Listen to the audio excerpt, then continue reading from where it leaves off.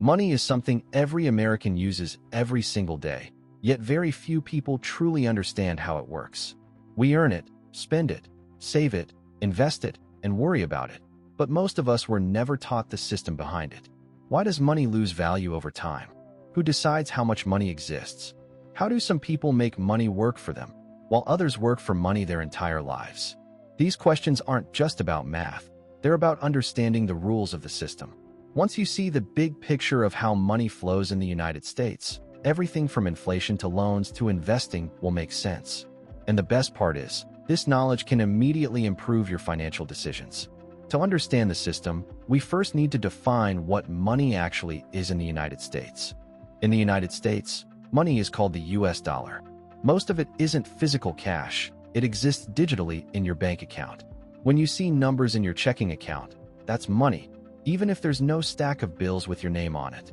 The US dollar is a fiat currency, which means it has value because the government says it does, and people trust it. It's not backed by gold or silver.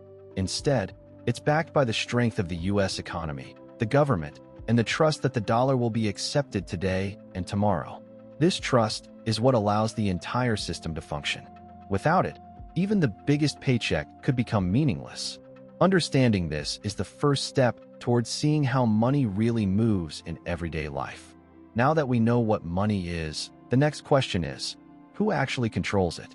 Money in the US is controlled by a central bank called the Federal Reserve, often called the Federal.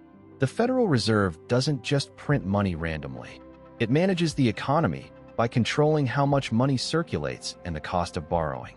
Its main goals are to keep inflation under control, maintain employment levels, and ensure the financial system is stable. The Fed does this mainly through interest rates. When the economy is slow, the Fed makes borrowing cheaper, encouraging people and businesses to spend and invest. When inflation rises too quickly, the Fed raises interest rates to slow down borrowing and spending. These decisions affect everything from your credit card interest to home mortgages to business loans. Even though the Fed works behind the scenes, its policies touch the daily financial life of every American. Understanding its role is crucial if you want to see how money moves from one place to another. Control alone doesn't explain everything. Next, we need to see how money actually enters the economy. Most people think money is created when the government prints cash. In reality, most money is created through loans. When a bank gives a loan, the money is created digitally and added to the economy. For example, if someone takes a $300,000 mortgage, the bank doesn't take that money from another customer's savings. It creates the money as credit. This is why debt is such a central part of the US economy. More loans mean more money circulating. Less lending means money slows down. Think of it as an engine.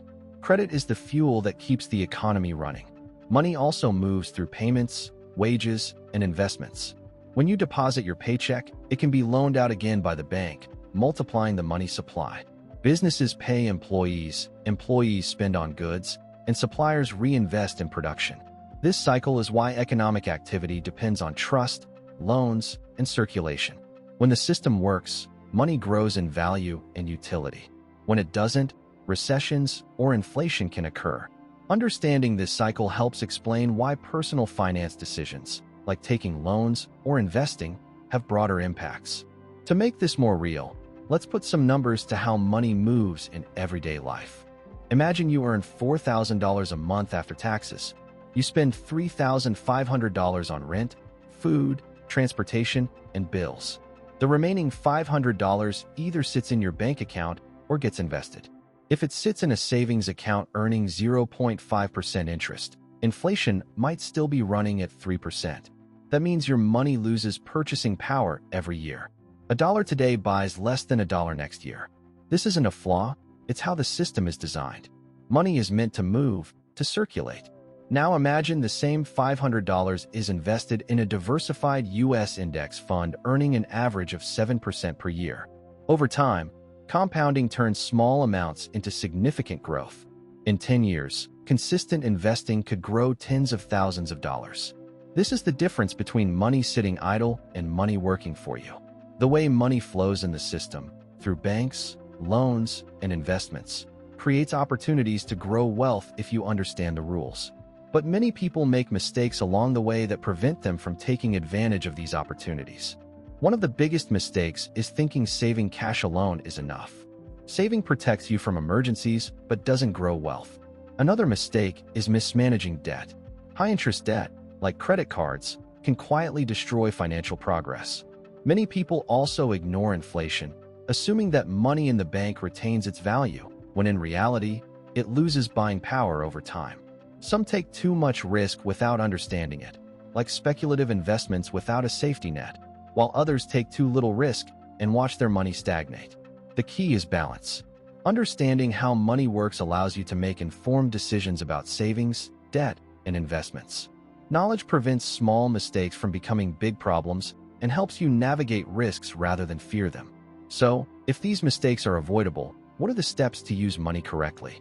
First, understand that money loses value over time, so saving alone isn't enough. Second, build an emergency fund to cover 3 to 6 months of expenses. Third, use banks for safety and liquidity, not growth. Fourth, manage debt carefully. Use low-interest debt for education or business, but avoid high-interest debt for lifestyle. Fifth, start investing early. In the US, investing in assets like index funds, retirement accounts, or income-generating businesses allows compounding to work in your favor. Sixth, track cash flow. Know exactly how money comes in and goes out. Finally, understand that money is a tool, not a goal. When used correctly, it provides freedom, stability, and options. These steps are simple in concept, but transformative when applied consistently.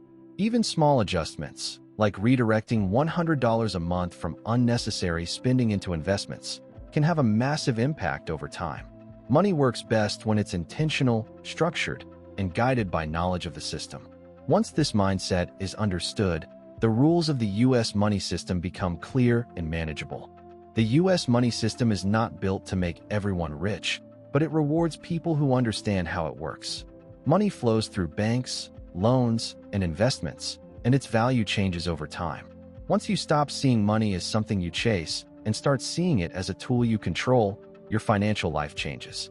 Start by understanding the system, tracking your income and expenses, managing debt, and investing consistently. Knowledge of how money works allows you to make better choices, grow wealth over time, and avoid financial stress. When you apply these principles, money stops being confusing and starts working for you. If this video helped you understand money a little better, don't stop here. You'll find another video from this channel on your screen right now that goes deeper into this topic. You can also open the full playlist this video belongs to and learn everything step by step in the right order.